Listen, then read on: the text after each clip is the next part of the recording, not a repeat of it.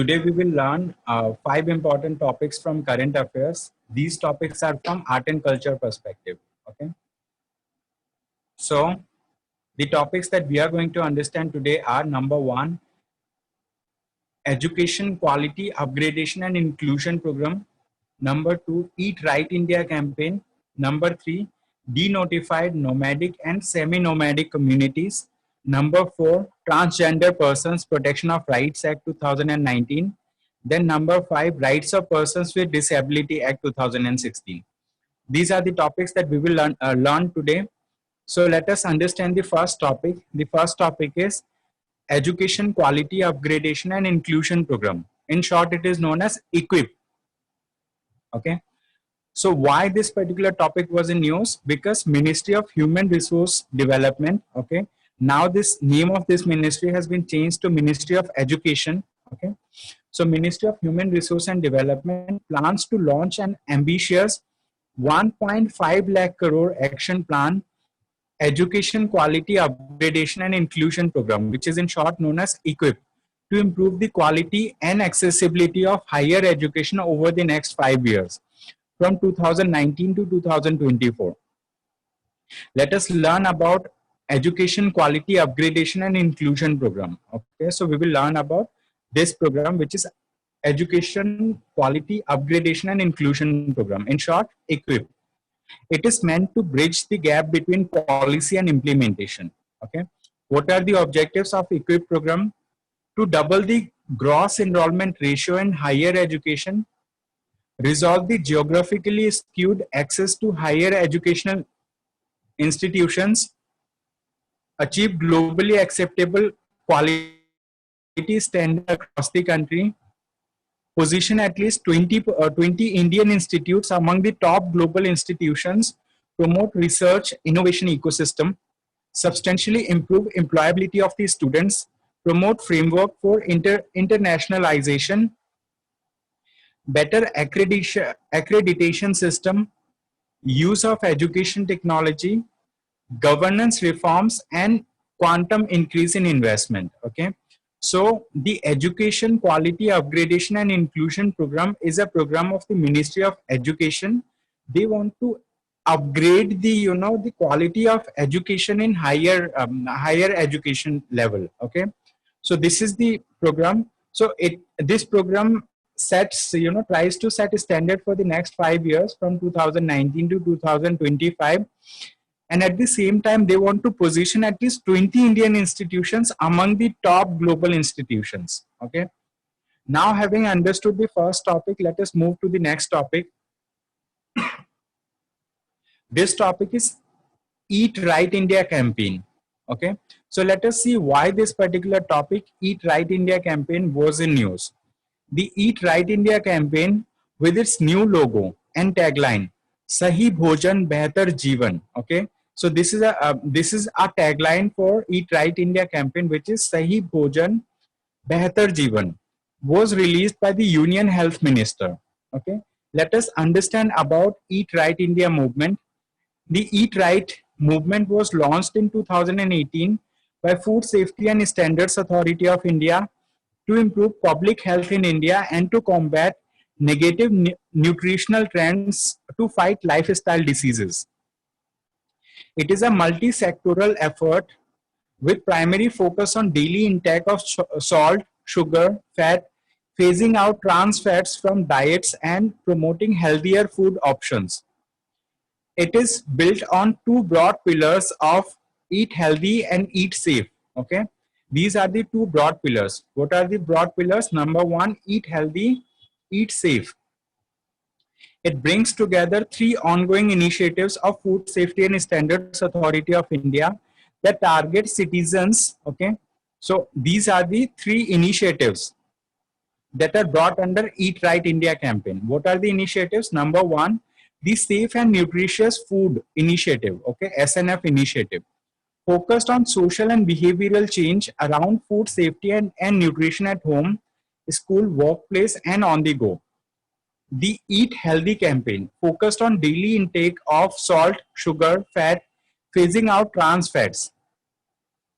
Then third is food fortification, focused on promoting 5 staple foods: wheat, okay, wheat flour, rice, oil, milk, and salt, with key vitamins and minerals added to improve their nutritional content. The Eat Right movement brings together the stakeholders on both demand and supply side. They want to bring together the demand side stakeholders and the supply side stakeholders.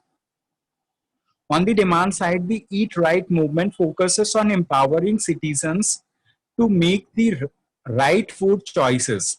On the supply side, it nudges food businesses to reformulate their products, provide better nutritional information to consumers, and make investment in healthy food and responsible food businesses.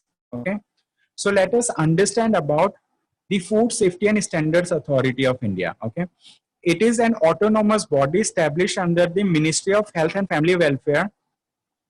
The Food Safety and Standards Authority of India has been established under the Food Safety and Standards Act of 2006, which is a statute relating to food safety and regulations in India. Then FSSI is responsible and promoting public health through regulation and supervision of food safety. Okay, there is some related news also. We will see this particular news item. NATSCOFAN. Okay, NATSCOFAN. What is the full form of this? Network for Scientific Cooperation for Food Safety and Nutrition. Okay, this is the full form. NATSCOFAN, Network for Scientific Cooperation and for Food Safety and Applied Nutrition. It is created by Food Safety and Standards Authority of India. It is a network of research and academic institutions working in the area of food nutrition. Okay.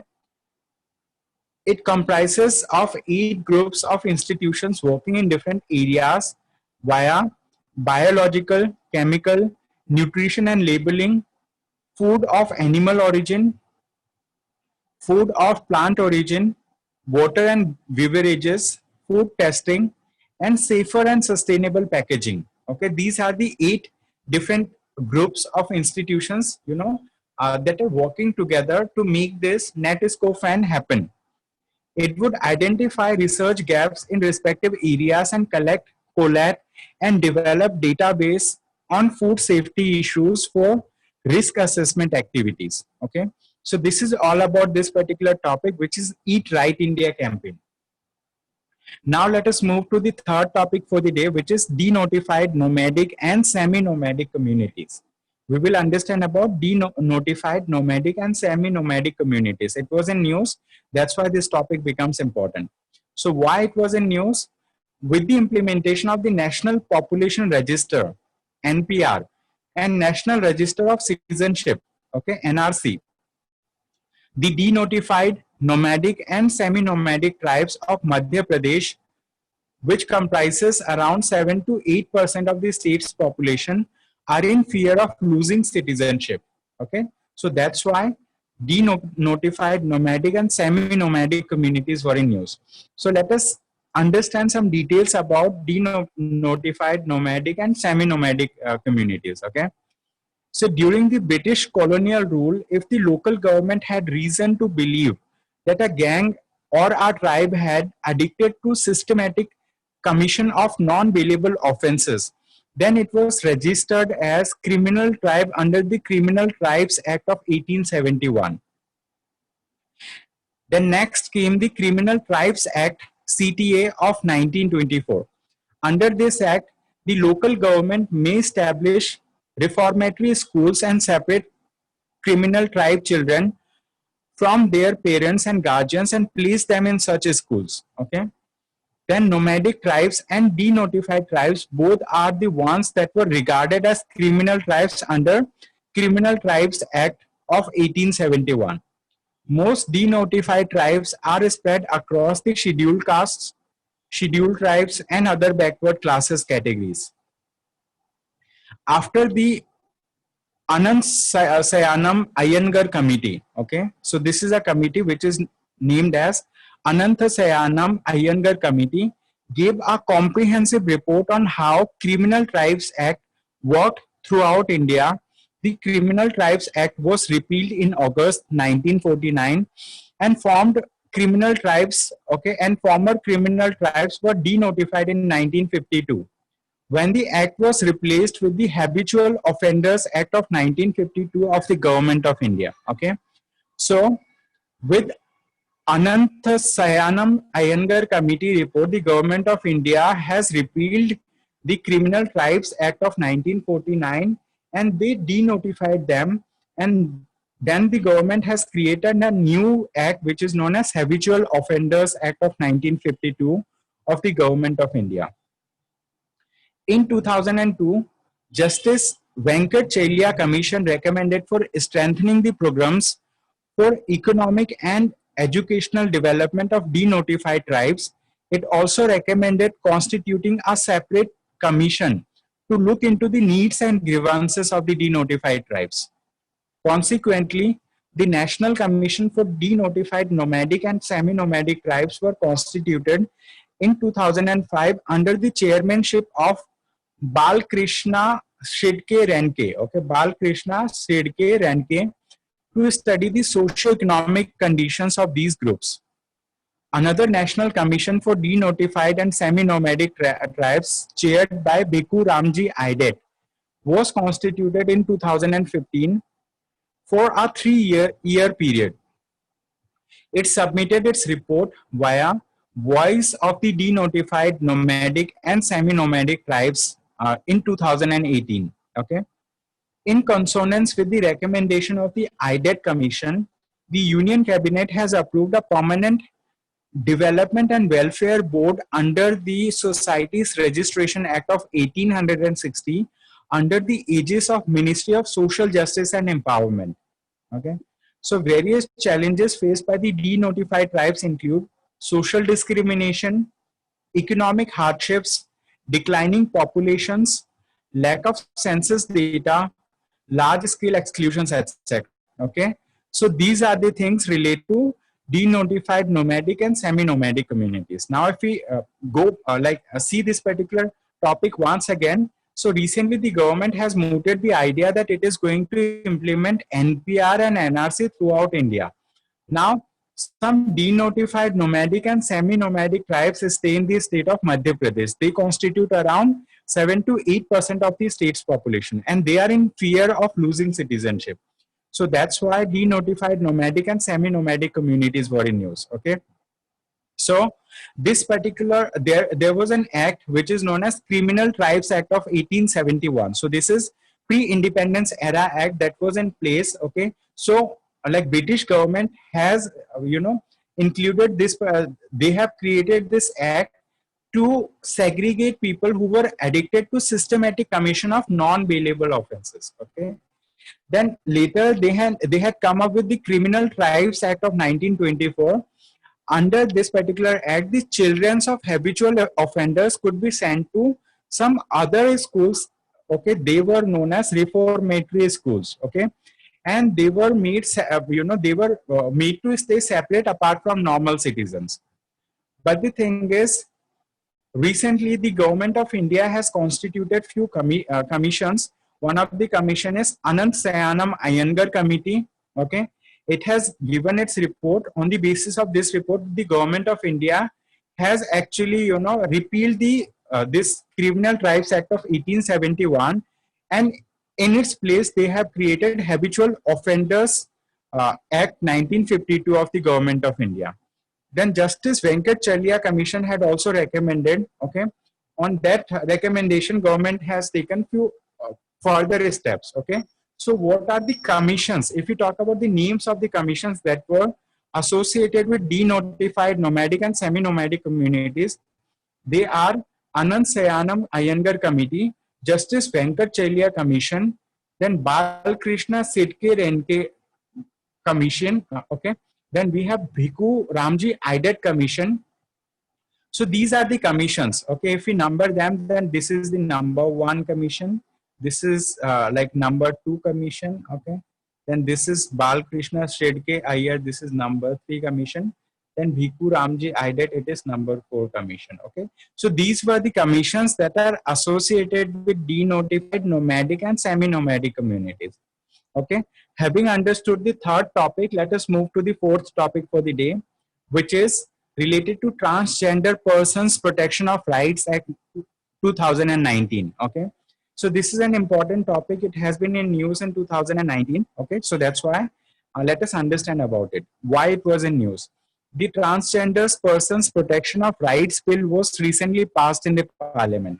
So that's why it was in news. So let us learn some important information related to this. NALSA stands for National Legal Services Authorities. Okay, NALSA versus Union of India 2014 case.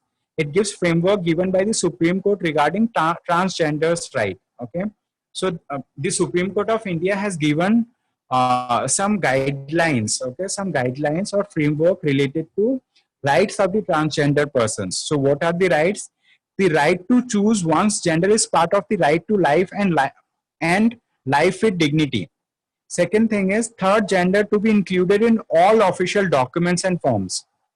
To choose from one of the three genders was mandated to be only the person's choice. Okay, to choose from one of the three genders was mandated to be only the person's choice.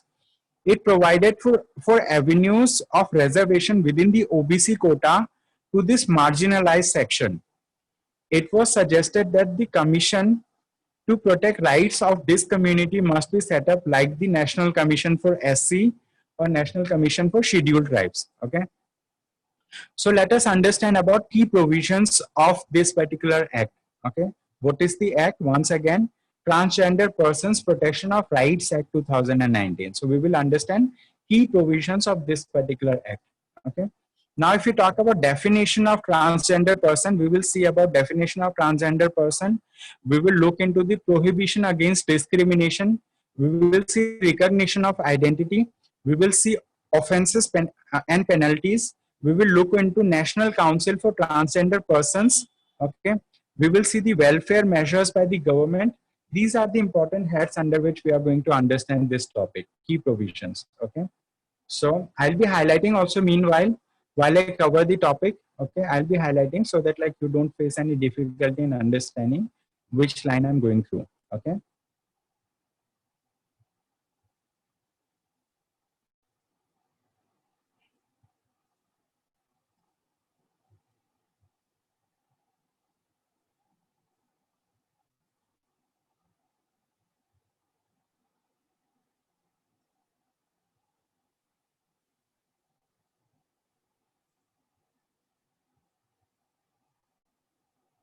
Okay, so now let us learn about this particular topic, key provisions of this act. Okay, definition of transgender persons. The act defines a transgender person as one whose gender does not match the gender assigned at birth. Okay, the act defines a transgender person as one whose gender does not match the gender assigned at birth. It includes trans men, trans women, persons with intersex variations, gender queers, and persons with socio-cultural identities such as Skinners and Hijra. Okay. Prohibition against discrimination. The Act provides 8 types of discrimination against transgender person, including denial of service or unfair treatments in relation to. Okay, so these are the kind of 8 types of discrimination. Okay, so in relation to education, employment, healthcare, access to public goods and facilities, right to movement, right to reside, rent or own property, opportunity to hold public and private office, access to a government or private establishment which has custody of a transgender person. So these are the areas where the persons belonging to the third gender are discriminated against.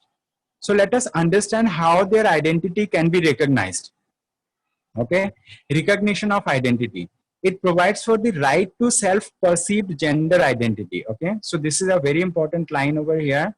It provides for right to self-perceived gender identity. Okay, so there is no third authority to decide what should be the gender of the third gender people. Okay, so they can decide their gender themselves. Okay, it provides for the right to self-perceived gender identity.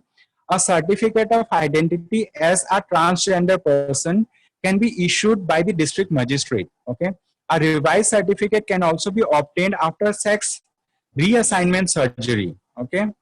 Now let us understand about offenses and penalties under this act. It recognizes the following offenses against transgender persons. Penalties of these offenses may vary between 6 months and 2 years and a fine. Okay. So what are the offenses? What are the categories of offenses and penalties? Forced and bonded labor. Okay. Forced and bonded labor. So if they are forced to do any kind of labor work, okay, begar kind of thing, so this will be considered as an offense against the third gender. Okay. Forced and bonded labor. Excluding compulsory government service for public purposes, denial of the use of public places, removal from household and village, physical, sexual, verbal, emotional, or economic abuse.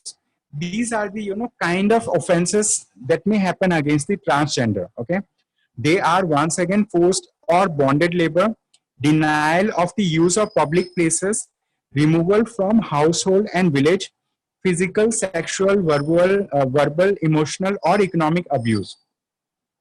Then let us understand about the National Council for Transgender Persons. Okay, so National Council for Transgender Persons will be set up with representatives from the government, transgender community, and experts in the field. It will advise the government on formulating policies for the community and monitoring the implementation and address grievances among others. Okay. Then welfare measures by the government. What are the welfare measures taken up by the government? Okay, government must take steps for their rescue and rehabilitation, vocational training, and self-employment. Create schemes that are transgender sensitive and promote their participation in cultural activities. Okay, now let us understand about healthcare. The government must take steps to provide health facilities to transgender persons, including separate HIV surveillance centers, sex reassignment surgeries, etc. The government shall review medical curriculum to address health issues of transgender persons and provide comprehensive medical insurance schemes for them. Okay. So let us see issues with the bill. What are the issues? What are the challenges that this particular bill faces? Okay. So I'll be highlighting some important keywords before I discuss these things. Okay. Just a minute.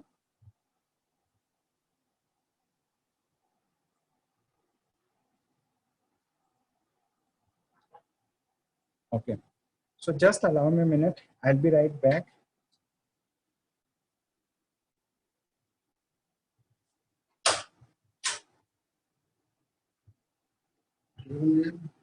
Good evening.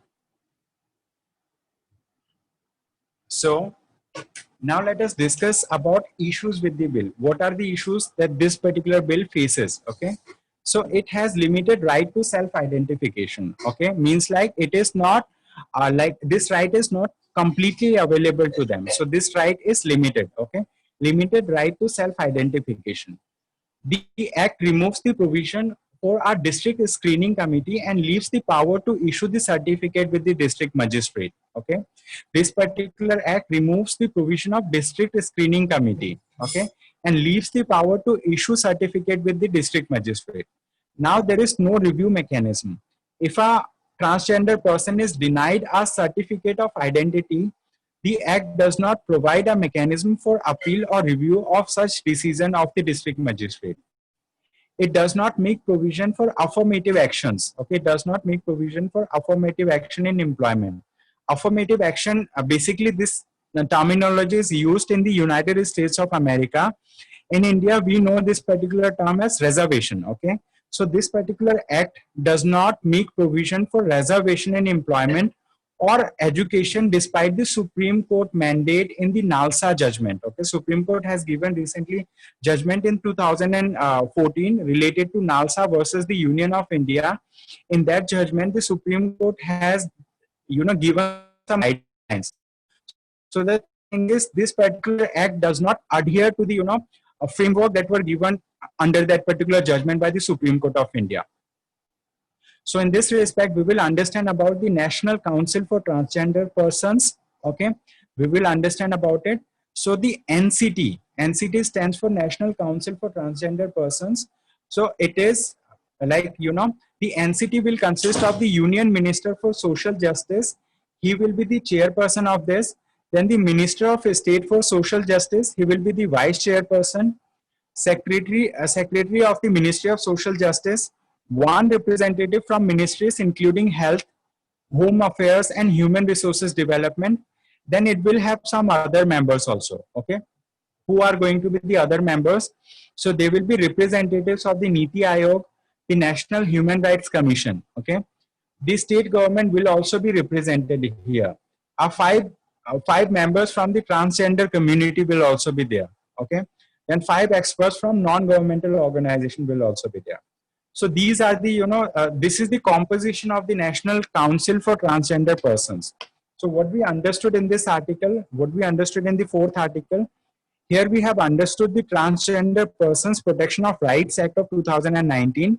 So under this thing, we have understood about the NALSA, National Legal Services Authority versus Union of India Act 2014.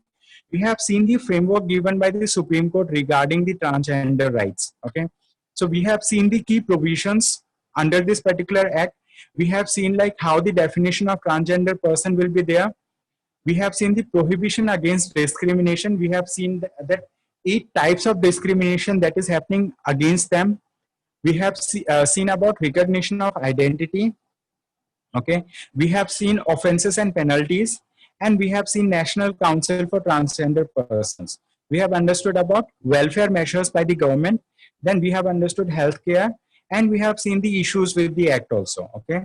Now we have seen the composition of the National Council for Transgender Persons, okay, NCT. Now let us move to the last topic for the day, which is Right of Persons with Disability Act 2016, okay. This is a very important topic, Right of Persons with Disability Act 2014. Why this particular act was in news? Because the Right of Persons with Disability Rules 2017 were notified to supplement the provisions of the Right of Persons with Disability Act 2016, okay. So the thing is, Government of India has recently, you know, released a list of rules. These rules are known as Right of Persons with Disability Rules, okay. It was notified by the government to supplement the provisions of the Right of Persons with Disability Act 2016. In India, persons with disability constitute about 2.1% of the total population, okay. They constitute about 2.1% of the total population. Men with disabilities constitute 56%, and women with disabilities make up the rest 44%.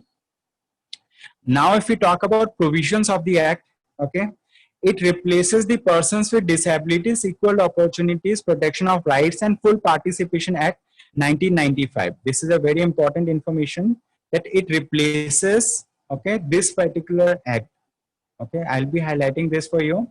It replaces the Persons with Disabilities, Equal Opportunities, Protection of Rights and Full Participation Act 1995. The act is in line with the principles of United Nations Convention on the Rights of Persons with Disabilities, okay. This is also very important, that this particular act is in sync, or like is in line with the principles of the United Nations Convention on the Right of Persons with Disabilities, okay, and aims at encouraging establishments to have a disabled friendly workplace, okay. If we talk about types of disabilities, okay, types of disabilities have been increased from existing 7 to 21, and the central government will have the power to add more types of disabilities, okay. Then persons with benchmark disabilities are defined as those certified to have at least 40% of the disabilities mentioned in the act, okay. So when we talk about persons with benchmark disabilities, they are the person like who have at least 40% of disabilities, that those disabilities that are mentioned under the act, okay. So earlier there were 7 kind of disabilities that were mentioned, but recently they have included 14 more types of disabilities, making it to 21.